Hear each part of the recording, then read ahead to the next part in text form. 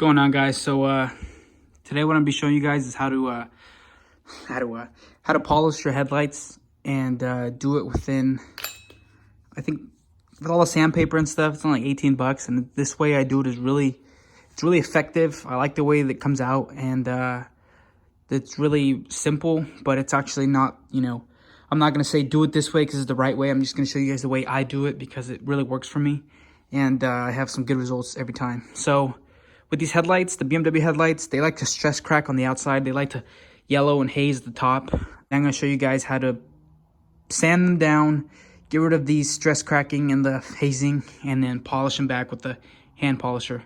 One of the things is that when these start to stress crack, as you can see on this headlight, most of these little cracks and scratch marks are on the outside. But when you have them on the inside of the lens, you can see that they're actually, like, the lens itself is cracking on the inside as well. Those, you can never get them out. You might be able to get them out from the inside, but I've never tried that. I've never seen anybody do that. But for the most part, the only thing you could do is really do the outside and polish them. They'll still look good. They'll still look polished and shiny. But when you get up close, you might be able to see some stress cracking. So let me show you guys what these look like when you turn them on. And so you guys can see the clarity and the haziness of how it looks right now. So as you can see up here, this one's really, you can barely see the LEDs. Like, there's 3 LEDs there, but it looks like a big haze. And you can really see the rings and the rock chipping from the halo rings.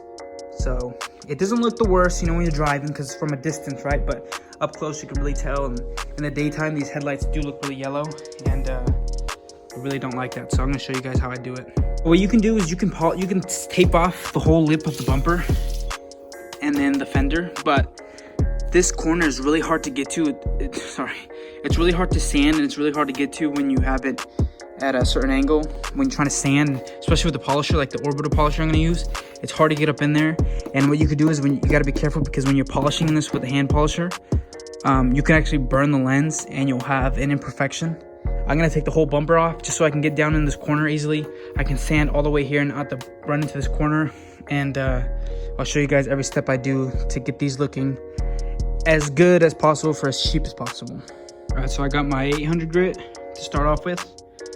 I got my water, and I'm gonna lube it all and keep it moist so that while I'm sanding, it kind of starts to run down and my pad doesn't get all sticky or doesn't get clogged, because if you do it dry, it gets clogged real quick and you gotta keep dusting it off. But again, look at the damage. Kind of ugly. And we'll see what we can do with these.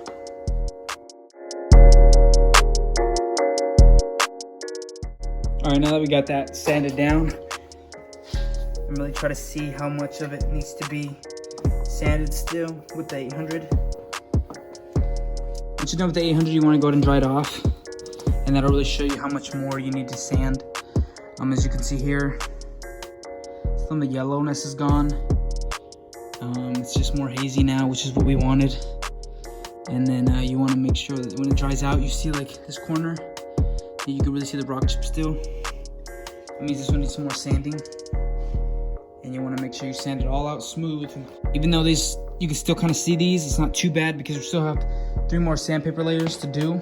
And then after that'll be our final polish. We'll still polish these out, and it'll still look pretty good. So I'm gonna go ahead and do that with the other 3 sandpapers, and then I'll show you guys what it looks like when I'm done sanding. Here's the 1000 grit. I already used it on the other side, which is the one we're going to use this time. And I'm going to do some more sanding with 1000 grit until I think we're done. So here we go.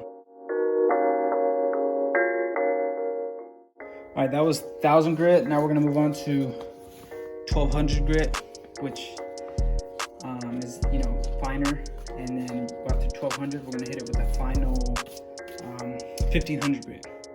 All right, that was 1200. So now we're going to get ready to do it with our final sandpaper, and that is going to be 1500, which is the final, I guess you call it, step to this. It's going to be the finest one, and this one really, you want to do it pretty good amount, because it'll be like the final one before you buff. So this one's really going to make sure that surface is 1500 grit smooth. So when you buff, it'll actually polish it, and you won't be able to see any of the sand marks.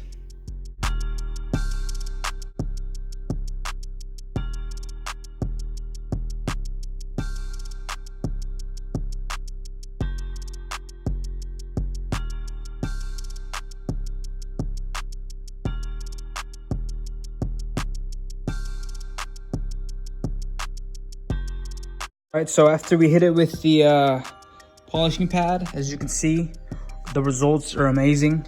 This headlight looks almost brand new, and it is all mangled up, but it really has a shine to it. As you can see here, you can hardly see that ring it had with the rock chips. These, they still look blurry in the, there you go, you see that? These you can see clearly again. And I'm gonna guess the turn signal looks amazing as well. So I'm really happy with the results. This is because we did the 800 grit, 1000 grit, 1200 grit, and 1500 grit. So as far as sandpapers go, you can do any of those combos really. I mean, if you want the best results, you go through all of them. You do the 800, 1200, 1000, 1200, and 1500.